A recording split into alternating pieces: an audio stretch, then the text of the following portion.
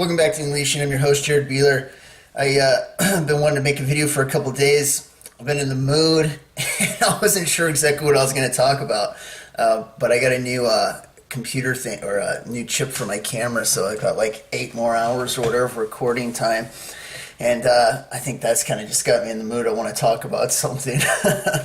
But I'm just going to kind of ramble a little bit. It's Sunday afternoon, and I just want to throw out a few different things. So I don't know exactly what direction I'm going to go with this. So, but just a few things on my mind. I was listening to Stephen Ben just the other day. The truth is, I've gotten away from the guy. I don't listen to him too much, and the reason why is he's kind of a whiny appeaser, and I've seen stuff from him before, and it's really good, and I like it. And then there's other times where it's like, "What are you doing, man?" And it's kind of this appeasement, and I don't really like that sort of thing. And what do I mean by that? It's this take this Palestinian sort of side that the Palestinians, have a right to the land and all this other stuff. I was joking with my buddy Dustin this morning about Israel and stuff, about how they were allowed to go in there and get that land, and God gave it to them. And just imagine if there was like CNN and different news channels back then during the time, and the Canaanites, Amorites and stuff were coming on the news going, they're taking the land from us. They're taking the land from us. And it's like, what does it matter? God gave it to them. There's nothing that's going to stand against that. And it's kind of funny because the same thing today. God promised that land. It's a covenant with Israel. They're going to have it. They're going to have all of it. And what they have right now is just a sliver of what it originally was. It's far greater, and it's going to be incredible. And New Jerusalem stuff's going to be there. But it was promised to them. It's part of a covenant that hasn't been broken, and they will get it. It will come back. And during the millennial reign and everything else, it's going to be theirs. And it's constantly moving towards that direction. They're getting more of it. But the whole appeasement thing, this can take multiple angles, and one of them would be gap theory, where you take this evolutionary approach that it took billions of years for the universe to be created, and God used it that way so that evolutionists and Christians could come together in harmony. And you guys know that I'm not like that. I believe in putting your feet down, especially when it's the right thing, and you don't move no matter what. And you take that hard line. You draw that line in the sand, and you say, try and get me to cross it, I'm going to break you. and that's kind of the attitude I have. So when I was listening to Ben the other day, like I say, sometimes he's got good stuff, and other times it's like, oh, dude, you're taking this whiny approach. He was talking about Israel, of course, and the more and more he goes on, he's complaining about them and stuff like that and what they're doing. But he was talking about Golan Heights and how it doesn't belong to Israel and stuff like that. And that's right exactly where I'm like, okay, that's enough. I gotta draw the line right there. And I'm just going to kind of talk about this for just a second. The original promised land that Israel got, it's way bigger, like I say. I want to read this to you real fast. Genesis 15. 18. In the same day the Lord made a covenant with Abraham, saying unto thy seed, I have given this land from the river of Egypt unto the great river Euphrates. I want you to check out this map right now. I'm going to throw up. And you can kind of see an overlay in the Middle East and what it looks like, and how far it goes. Now this can fluctuate some bit. We don't know if it ends up taking up more Saudi Arabia, a little bit less, but it follows the Euphrates River up, and definitely the Sinai Peninsula. It takes over Israel, Jordan, Syria, and all this other stuff like that. Okay, if you wanted like a more of a line for the different countries where they're right now, there's this other map right here you can check out. But the point is that clearly and totally obviously within the promised land, Syria as well as Golan Heights, which is a part of Israel as well, totally belongs to Israel, always has. And for them or anybody to try and say no, it doesn't, is completely false. I don't care who they are; it belongs to them. It always will. It was given to them by God. Okay, and for the time that they were punished and scattered and stuff like that, there's people that have crept in there and where they're at, but the land still is theirs as part of the covenant, and they're being brought back. The dry bones coming back together from Ezekiel, all right, this prophecy, and that's exactly what happened. And before Israel came in there, it was absolutely desert wasteland, and none of the Arabs wanted to have anything to do with it. It was trash. When they came in there, what happens? God starts to bless the land, trees are growing back, grass is growing back, now it's fertile. Europe buys all their organic food out of Israel. That's where it comes from. They get all their fruits and stuff like that. And the whole place has been absolutely blessed, and it's been shown time and time again. During the 6-Day War, like I say, tank and stuff would roll into a place, and all the Arabs would throw their hands up. They totally outnumbered the Israelites in the situation. And then afterwards, they had stories like, we saw an army with them. We can't explain it, or I was frozen in place. Right? You can see the hand of God at work here, which is what I try to say when I'm giving the example that they absolutely are God's people. They've been blessed, and they constantly show that they are when they come in with new innovations and things like that that are top-notch in the world, including the newest one they got where they're pulling water out of air. And it's going to be able to water and help people and stuff like that. They're constantly being blessed, giving the proof that they are God's chosen people, more and more and more, right? But when the 6-Day War happened, they ended up getting the Golan Heights, and like I say, you go in there and the enemy scatters and runs for their life. But they offered to give that back to Syria. They're like, we came in here, you guys just took off. You gave us the land. We're going to give it back to you. It's no problem. But out of the arrogance of the Syrians, they said, no, we don't want it. Go ahead and keep it. So they're like, okay, right? So what happens? Some sort of land shift somewhere in the day, back some time ago, has fluctuated and moved all the oil, or large amounts of it, like out of Saudi Arabia, and into the Golan Heights underground. In 2014, when I was talking to God, it's the only time where I've actually had a visual in the spirit of talking to Jesus. I was at a restaurant at the time, and this was in 2014. And towards the end of the conversation, I asked Jesus when Gog and Magog was going to happen. And the reason why is because I was trying to get tricky, because I wanted to know when the rapture was going to happen. I didn't know at the time that there was an association with it, but I figured they were close around each other, so I wanted to maybe get a timeline. He told me that Gog and Magog was happening right now. This was in 2014. I'm like, okay, that doesn't make any sense, really. And then in 2015, I found out that in 2013, the year before that, was when Israel found this massive oil find that was in the Golan Heights, okay? Russia and all those guys knew about it, and that started the process of them working on it and everybody implementing a plan to get in there and get that and take that for themselves and other things, right? This is part of the hook, I believe, that's going to draw Gog and Magog in. But in 2014, I was told that it had already taken place, and I didn't even know, because I didn't find out until a year later about that, and that's when it became public, because it was still secret when they found it all in 2013. And it's very interesting because, like I say, when you hear from God or something like that, it's usually, it's something profound that you don't know about it. It's a revelation, and then later it gets proven. Just like in that situation, I was told revelation, something I didn't know about, and then not too long after, I find out exactly what's going on, and it's proved in that way. And it's like, wow, that's pretty mind blowing, and it's interesting stuff. But I wanted to clarify that real fast in case anybody ever tries to tell you that the Golan Heights isn't Israel's. It's theirs in more ways than one. And like I said, they even tried to give it back in the little sliver the size of New Jersey that they live in right now, which isn't even close to the size that is going to be, or what they were promised. And they still tried to give it back, and Saudi or Syria didn't take it. That's by their own choice. But now they want it, and it's because of the stuff they're finding. They constantly keep finding stuff. Recently in Israel, they found a new type of sapphire, a blue sapphire. It's harder than a diamond. They haven't found anywhere except in meteorites, a few of them, and it's super, super rare, so it's going to be worth a ton. And they found it in Israel in Mount, what mount was it? Oh, I can't think of it right now, but that was just another recent discovery. There's new stuff taking place all the time that's drawing the hook. They keep finding more, the blessing and all that other stuff, and it's very interesting because it's making all the enemy and stuff like that froth and chomp at the bit. They just want to get in there as bad as they can. But that's just something I wanted to point out real fast in case anybody ever tries to tell you that it's not their land or belongs to the Palestinians or any of that other crap. It's their land, it always has been. What would I do if a situation like that happened? Let's say God wanted to give this land to somebody that he had told, and it's right where I live right now, my current residence in Montana. What would I do? I'd pack up my stuff and get out of there in respect towards God, and I would go to wherever else that was out of that way. I would do that because I love God out of respect, and he would bless me for that in the first place.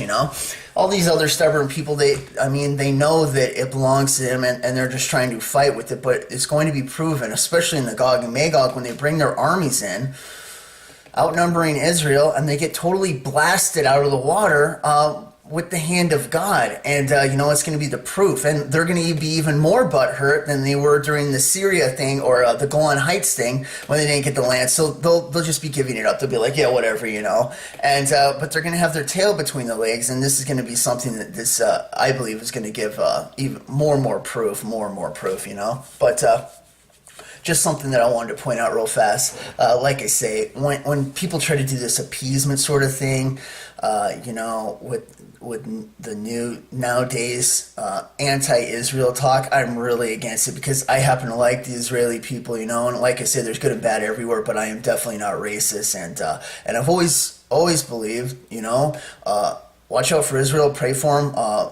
Those who bless Israel, they get blessed. Those who curse Israel, they're going to have a real hard time. So, one of the things I talked about on the last video that I just made was World War III being used to draw up the lines for the 10 nations that they're going to use during the tribulation, the 10 kings rule from that we know that they're going to do. They've been talking about it during Bilderberg meetings and stuff like that since the 50s, and trying to implement it, talking about lines and things like that, and who's going to get what part, and how that's going to play out, who's going to rule from it and stuff. Well, like I say, it's fluctuated over time a little bit here and there, but it's going to be used, and I totally believe this is going to take place during World War III, right before the tribulation even starts. This is going to be the land grabs and where it takes off from, and it's going to be implemented during that time when the peace deal is confirmed or whatever. But another thing that I wanted to talk about was, let's say, and this is just an idea, let's say Obama is the Antichrist, right? And people have had a number of visions. If you take it from a face-forward value, if we're to look at this, and I think, well, it's too obvious a lot of the time.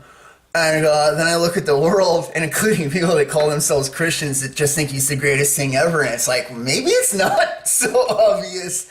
I don't know, but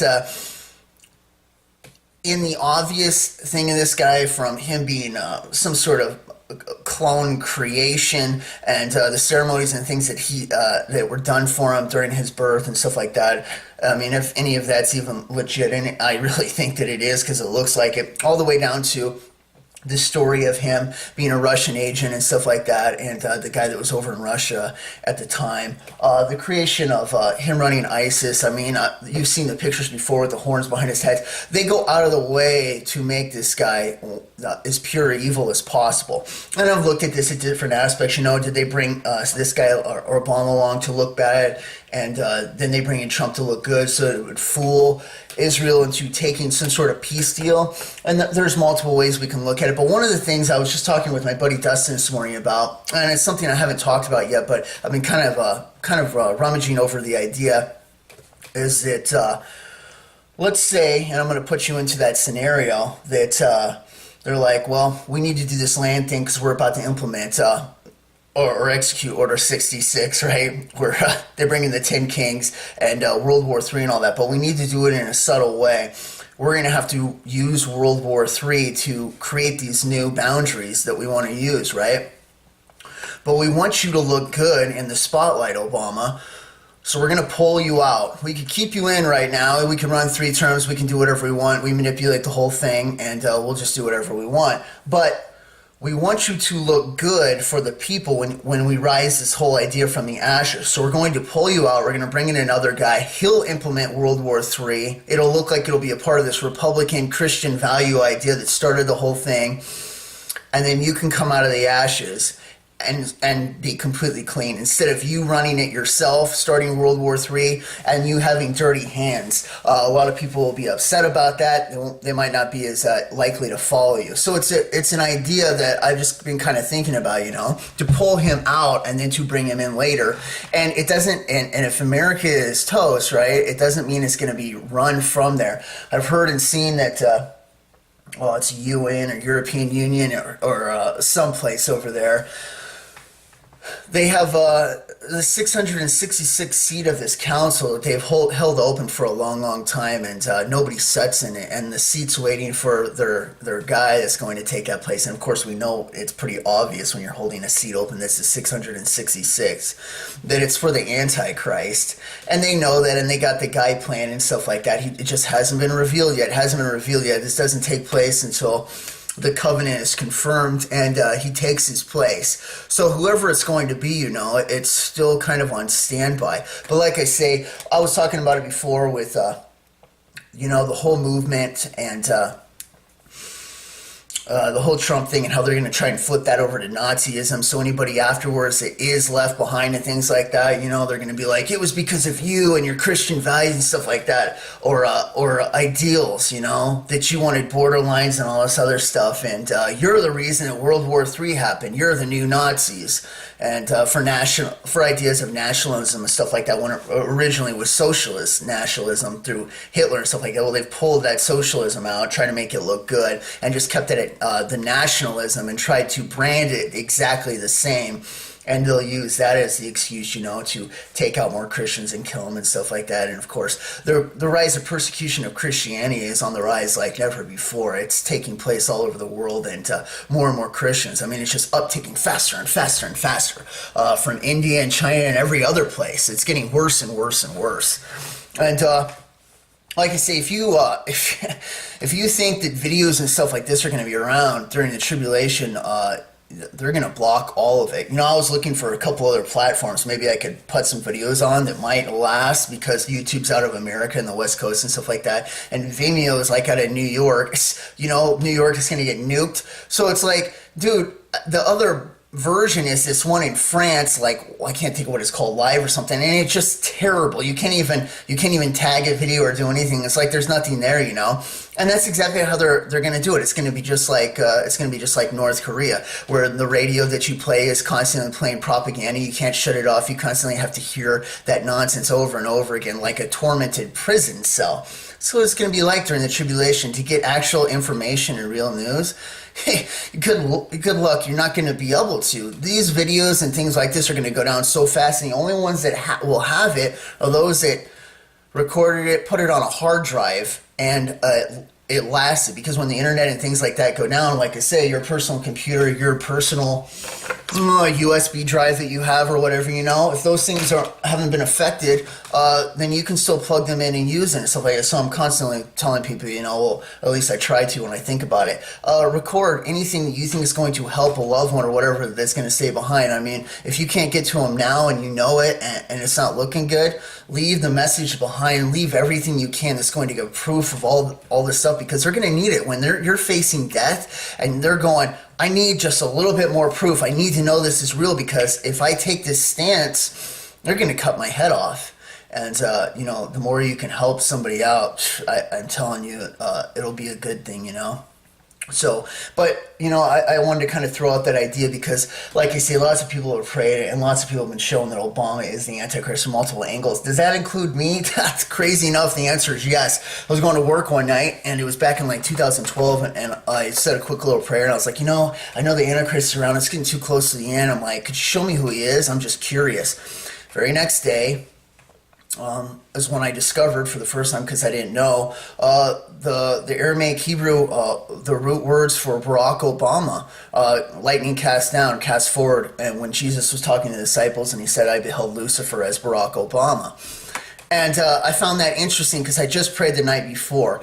And like I say, when I see stuff like that, it's like, man, that really seems like a confirmation to me. So that was kind of my confirmation. Could it turn out to be somebody we don't know? Could that have been a coincidence?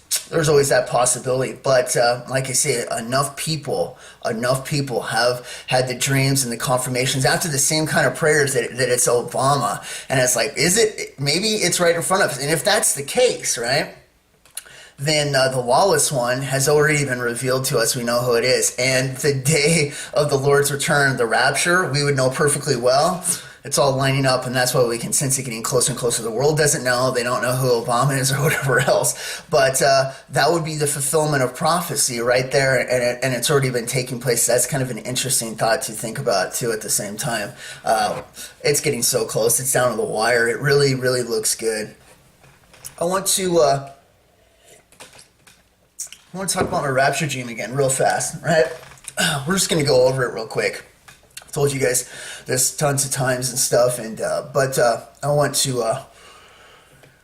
go over it again, share it, and so I'm just going to talk about it real fast. Okay, it was 2014. I was living in Colorado. Things weren't looking too good for me. I was staying at my brother's house at the time, and I was dealing with job issues and stuff like that, but I knew this stuff was coming on. The year before, I went out firefighting, and it was some of the first time that I got to witness. But I had made a promise, a prayer, or not a prayer, but a promise that I would tell my 4 friends, childhood friends, that if I ever saw any of the stuff that lined up with the tribulation and it about to start, that I would go warn them. Of course, all this stuff was coming through. I was definitely paying attention to the Pope before he ever came through, because he would fulfill the Malachi prophecy in Revelation chapter 17. So I was paying attention to him, and of course this Pope, he just keeps fulfilling it more and more and more, including the New Deal. They're bringing the world religion together. I mean, he's fulfilling it to the T, so that's right there in front of our face. But, I was praying, and I ended up leaving in June, but it was around April or so. I was in bed, and I think it was about 5 in the morning, and all of a sudden I'm up in Sandpoint, Idaho, North Idaho, okay? And I'm looking out the window, and I'm in this gas station, and I hadn't been up there in years at the time. And as I'm looking out, it's a nice day during the day. All right, we can't tell exactly what time. The sun's up over the window, so it's up a ways, maybe past 11 a.m. Could be 2-ish, 2 o'clock. Didn't look too dark. Didn't look too late in the day or anything like that. So it was sometime around that time. Calculate that into Israel time. That means the sun has set, all right, in that location where I was. And at the time, I just thought this was a dream, all right, but I'm going to keep explaining why I believe that it was a vision of the future and stuff like that. So as I'm looking out the window, I see a UFO, and I'm not in a good mood. I don't know what the deal is with that. I'm kind of just dropped right into this in the middle. And I see a UFO come out over the top of the building, the window that I'm looking out, and it goes over the lake, and it's about 1 mile or 2 miles in diameter. It's huge UFO. Instantly, I think I must be in a dream. I've been able to take control of dreams and stuff like that since I was a little kid, so when I see stuff like that, it usually means a bad dream. I have a self-awareness inside my dream. That's what I'm trying to say. And I've had it for a very long time. And so I saw the UFO, and I'm like, oh, great, here we go. This is about to get bad. It's probably a bad dream, that's what I'm thinking, right?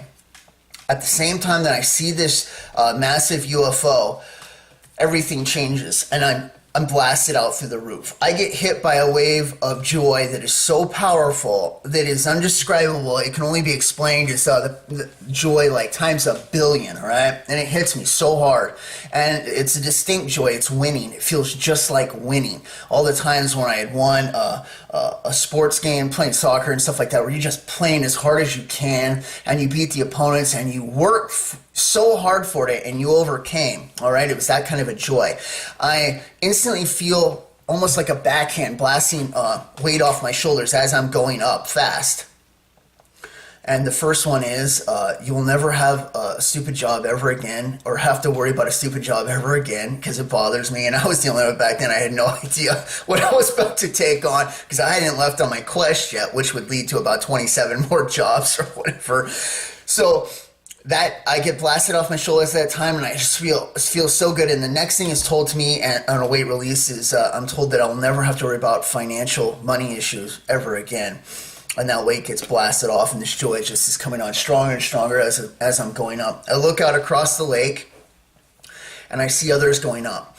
And from this vantage point, being able to see them, they all have golden trails coming off of them. Powerful golden light trails that are blasting down, and they're going up fast. And the first thing that I think is, I cannot wait to meet them.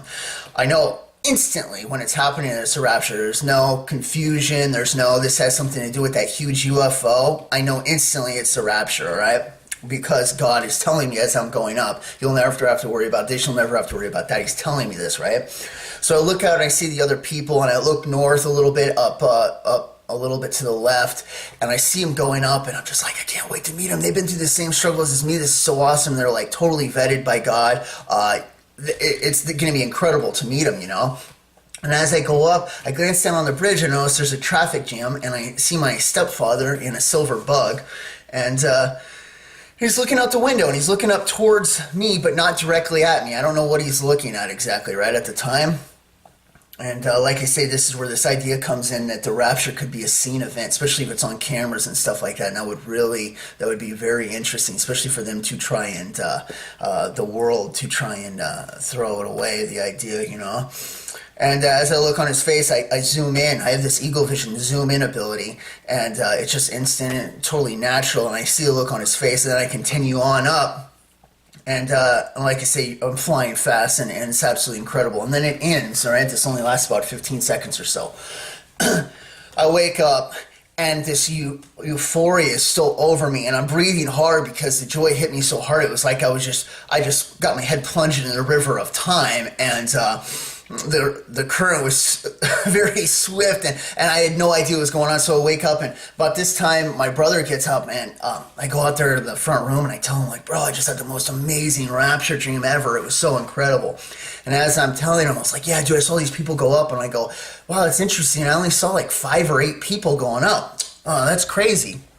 So we kept talking and talking about it, you know, and I was telling him how awesome it was, but I couldn't get over this joy. It was like still billowing in me, like you just found out that you won the lottery or something like that, like millions of dollars, and you still have a perspirating joy that's coming from it. This joy lasted for about a week before reality started to come back, and it kind of wore off. It lasted a whole week, though, and it's very interesting, right?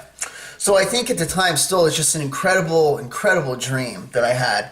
Well, shortly after this was I got a chance to take off, and it was to start my quest to try and talk to my 4 friends, and they were spread out all over the place. And the place where I started was in Salmon, Idaho, and I was going up, and I was going to stay with Chris at the time. He had a place there, and he said I could stay at his place. So I went up there, and of course, this was only like a month or so before that, that I was thinking. I was like, wow, just like the dream, I'm going up to Idaho. That's weird. But Sandpoint's in North Idaho, right?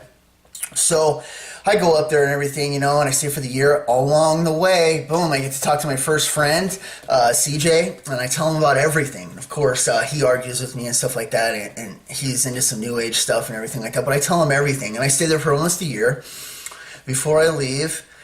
And the second option gets opened up, and I'm praying about my buddy. The one that I went to war with and stuff like that, and I'm like, God, he wasn't originally part of the plan, but it'd be great if I could get a bonus in here and talk to him. God opens the door, and I get taken to southern Idaho, and I'm like, well, this isn't towards Sandpoint, it's kind of in the opposite direction. I'm like, well, I'm still in Idaho, because I'm constantly keeping this vision in my mind, right, of this as a reality, you know, and was it a dream or was it a vision, right? So I go down there, and I get the opportunity. We end up working that summer the West Coast, all up California, delivering stuff, doing professional moving and stuff like that for very, very rich people. And I get to talk to people and stuff along the way, and a few others that worked there at the time, you know, when I'm driving in the truck and stuff. But I get to talk to him. Come to find out, the second friend wasn't in North Dakota. He had moved down there. His name was Pat. So I got a chance to tell him. And when I did, his neighbor, who was a Christian that kind of backslid or whatever, he happened to come over that night, and I got to share everything, told the whole story with him. I talked to him a few times about it. He knows everything. From there, at the end of the summer, that job didn't work out again, so I was looking for another job, and I didn't know where to go. So I go to the job place, and I'm looking or whatever, you know, and I'm like, well, I don't know exactly where to go. I can't find anything around here. So I just punch in a job search, and I don't know where it's going to take me or where I'm going to go.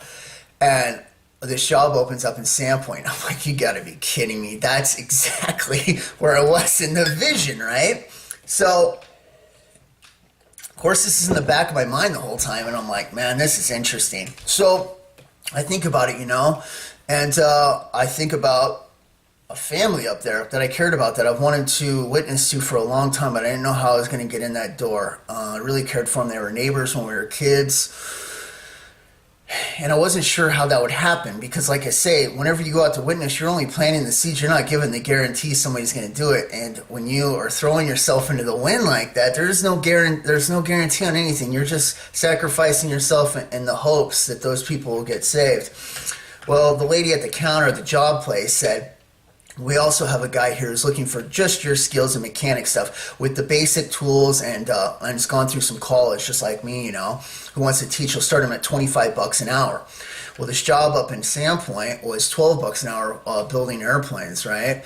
And I'm like, dang it, dude. I'm like, this is the thing that I'm looking for. I won't even have to move. I can stay here. Or I can throw everything in the wind with only the slight chance that I'm going to get the opportunity to talk to these neighbors as kids and try and plant some seeds and tell them about God. And $12 an hour, which is terrible. And that's the route I took. I took that route. And I was there for about a year and a half or whatever, and I worked at that job. And because of that, I got heavy metal poisoning from the aluminum in the air, and I ended up getting the mold poisoning that affected me for the past 3 years or so. And but I did get my opportunity, and I talked to those neighbors, and I got to tell them everything. I planted the seeds, and of course, they didn't jump into it, but I did get that opportunity, and I took it. So, it was important. But while I was there, all right, constantly thinking about my stepdad because, see, my stepdad, he was saved. He's actually, unlike many people, has read the Bible a couple times, the whole thing all the way through. I could have important discussions about him. He knew about the false prophet and all that other stuff like that. But he wanted to retire, and there was things that were in his way with that, and he backslid. He let go, right? Keep that in mind, all you backsliders and people that think that you don't have to repent, because remember, he's the one in the dream that isn't going up with me.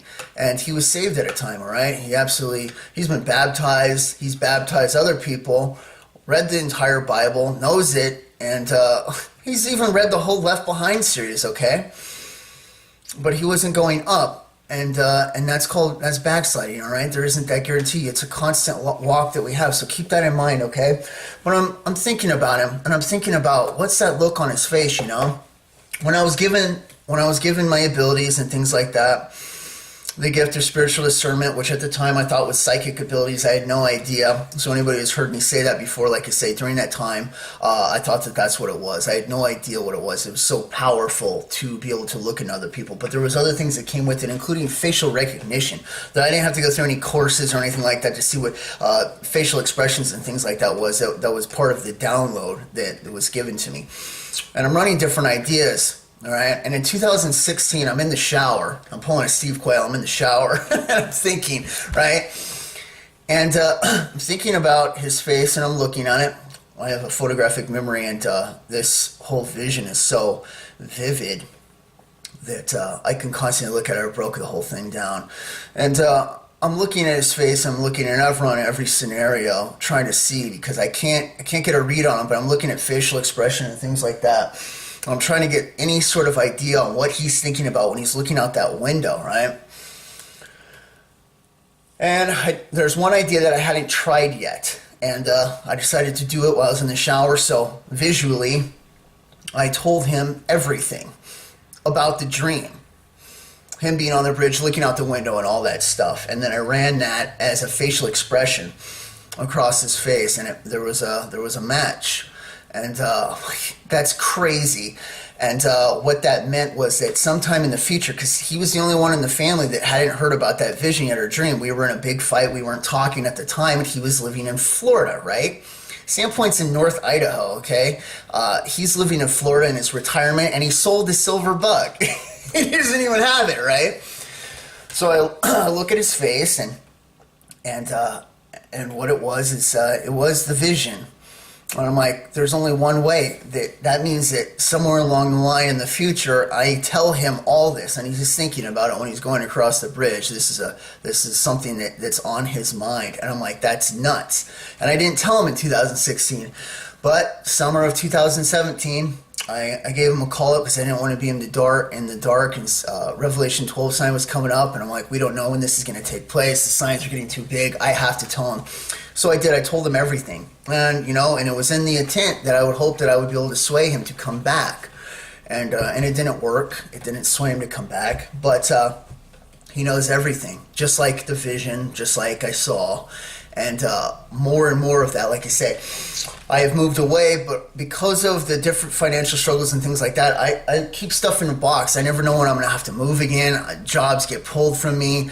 Things don't work out. And I still have storage and stuff that's still up there. I also have an aunt and uncle that I go up to visit. So Sandpoint's still on the horizon, as well as my stepdad saying that he would like to go back up there at times and stuff like that, okay? In 2016, I'm talking to my aunt and uncle, and we're running over the vision. They know everything. I share everything with them about all this stuff, and it's definitely been on our minds the whole time since I had it. And you can see as time goes by, what was a dream at the time is starting to become a reality, something that is taking place and has been taking place. I'm going to seal it even more. 2016, I'm talking to him, and it gets late at night. I have to drive to pre-service about 50 miles away from where I'm at, and I have to go across the bridge, the same bridge where my stepdad's at, right? And I'm running across the whole scenario, and we're talking about the vision and how it could possibly happen, just different ideas. One of the things that we always love to talk about is the rapture and how exciting it is, because whenever you're around Christians that are looking for the return of Jesus, it's really fun to talk about this stuff. It's the blessed hope. It gives huge amounts of encouragement and to let each other know that time's almost up, and it's going to be so great. Those that are looking for him and get to go up, it's gonna blow our minds. It's going to be amazing. So we're talking about this stuff. And I leave the place at 9, and it's dark. I think it's about like 9 or 10 at night. And I go out, and I'm praying to God about the vision, and I'm just like, God, was this a real vision? Will it take place the same way? Look how you've led me up here on this quest to save people, and I've ended up here just like from that dream in 2014, and I never had any plans of ever coming back up here. Now I'm living here. Will it take place now? Was it just a dream? I'm just asking these questions with him, right? And I get to the bridge and I start driving across it. And where he was in the traffic jam in the vision was about 3/4 of the way. Like I say, it was a sunny day, nice. There was a few clouds out, all right? If it was sunny there, that means it's nighttime in Israel, okay? Just keep that in mind. Thief in the night, stuff like that.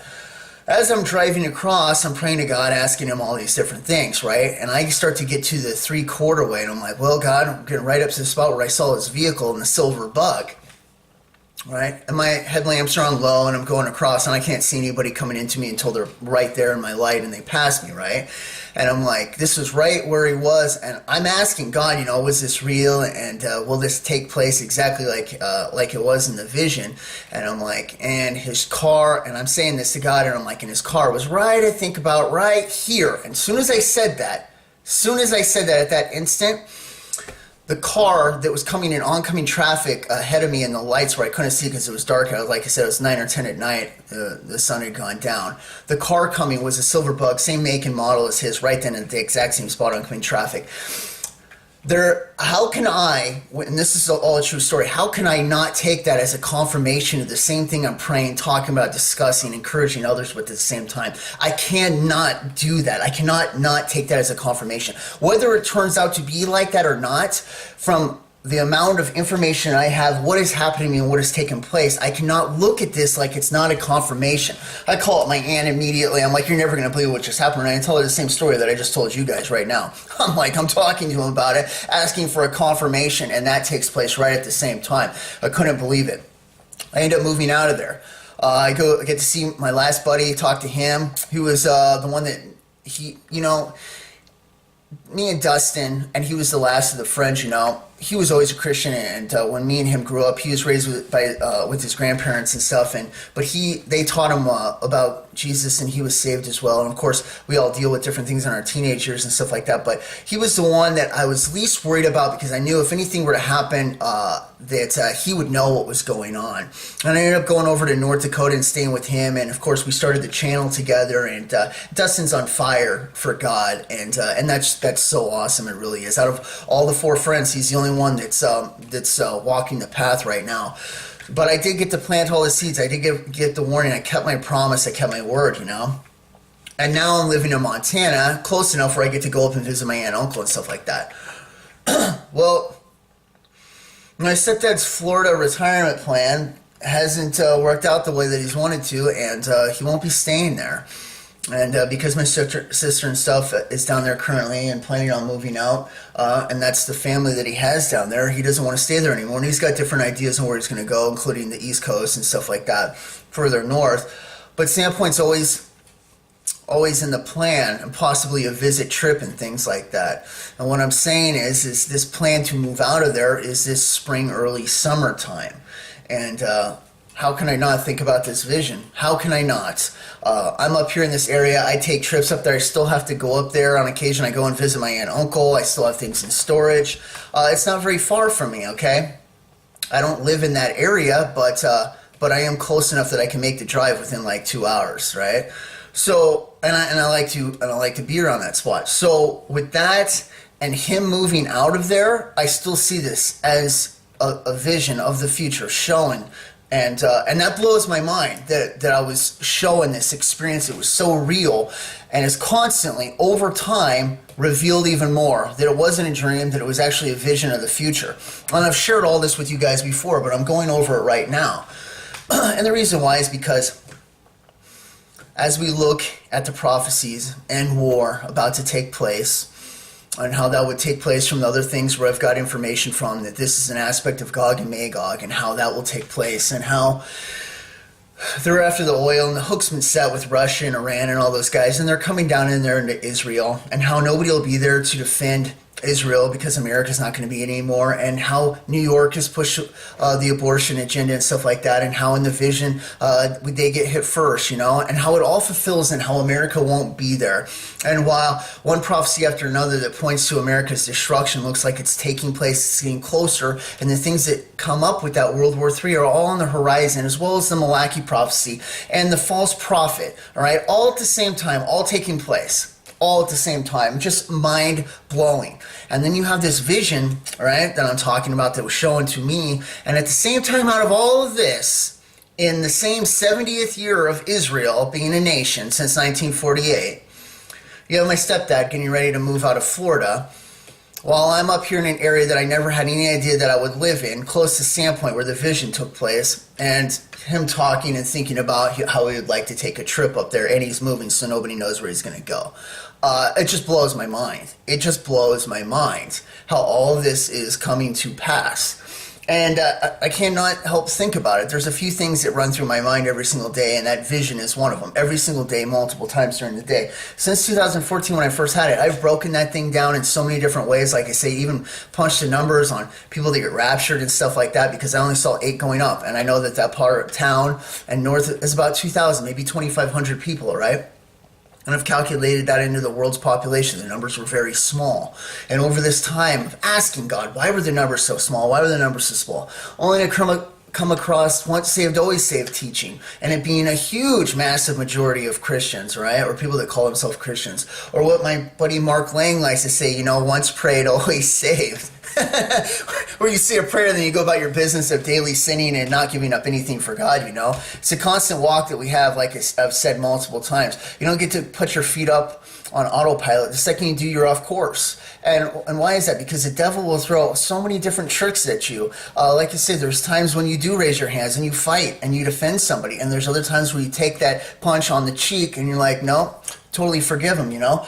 And that's the manual drive, constantly evaluating each situation, walking in the way that we're supposed to as Christians for God, you know. It's a daily walk that we take with him. And time's running out. It really is. It's so close. This whole thing is so close to the brink of taking off. And more and more, it looks like it's going to be very, very soon. And we don't know the exact time, but we can feel in the spirit, those of us that are looking, just how close this thing is. It's something that's right there, and all the parts that take place in it, you know. And of course, we have just different ideas, like me talking about the Obama thing, like where maybe they pulled him out of the way so he can have more of a clean look when he comes back in as the Antichrist, if he is the Antichrist, you know. These are just different ideas that we can share and stuff like that, but there are other things that are definitely taking place, and you can see it on the horizon, with World War III being one of a big one, and economic crash is going to happen everywhere, as well as the mark of the beast and the chip, and then putting it in everybody and stuff like that. I mean, it's all right there. The one world religion taking place, all of it's right there. All of it's happening right now, and it looks closer than ever. These are just a few thoughts on my mind. I just kind of been in the mood to talk about anything, so I've kind of done a little bit of rambling today, but sometimes it's good to go back over a few things. And that vision that I had, I'll be holding on to it. You have to understand something. We don't know the day or the hour. But if that vision, as far as it has come true so far, and now that I've shared with you guys everything of how it is and how it's constantly showing that it looks like it's exactly how it will go down, all right? And at this point, I have to take that's exactly how it looks like. Could it, might not? Yeah, there's that possibility, but so far, all of it is. You guys have to understand, with that showing to me the way that it is, every single time I go up there for 2 days, 1 day, or whatever else, you cannot expect me not to think that this is the time that it might be taking place. And that's very interesting, because nobody knows the day or the hour. But if this is the case and that's how it goes down, every single time I go up there, I have a 2 day or so window when it could be the day or the hour, and I'm aware of it. That's very interesting to me, especially that it would be shown to me, because, you know, I've messed up a lot of different times in my life, and it's very interesting how God chooses different people and how he's going to bless them and things like that, because a lot of times we don't feel worthy at all, you know, and you're left with question marks like, why me? You know, I'm filthy rags. And it's very interesting, you know, and I cannot help but think about that sort of thing. But it's closer than ever, and it was definitely in a warm time. There wasn't snow on the ground or anything like that in the vision when I saw him. The lake looked like it was full. It usually fills up late April, May-ish from the runoff, and the lake was full in the vision. So, like I say, I'm looking at late spring, early summertime, especially when you calculate this stuff in, and Daniel's timeline, the length of time that the tribulation lasts is 7 years and all that other stuff like that. I keep all that calculating constantly, running through my mind, looking at different scenarios, what would take place, fulfilling prophecies at the same time, with people seeing the bombs coming down and stuff like that at the same time they go up, along with other people that have heard from God. And trust me, I usually know when they've heard from God or when they're just making stuff up.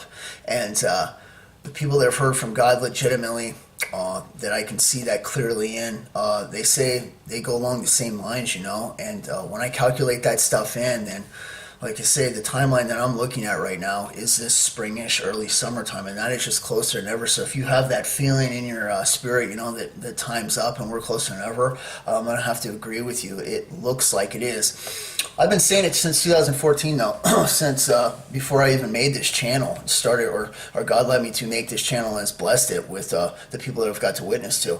I've been saying it way before then, each year, and I always say, you know, how much more signs can there be? Can it really get better than this? And then every year it gets better, and it's like, I wasn't even expecting, how could it get better? Could it get better next year?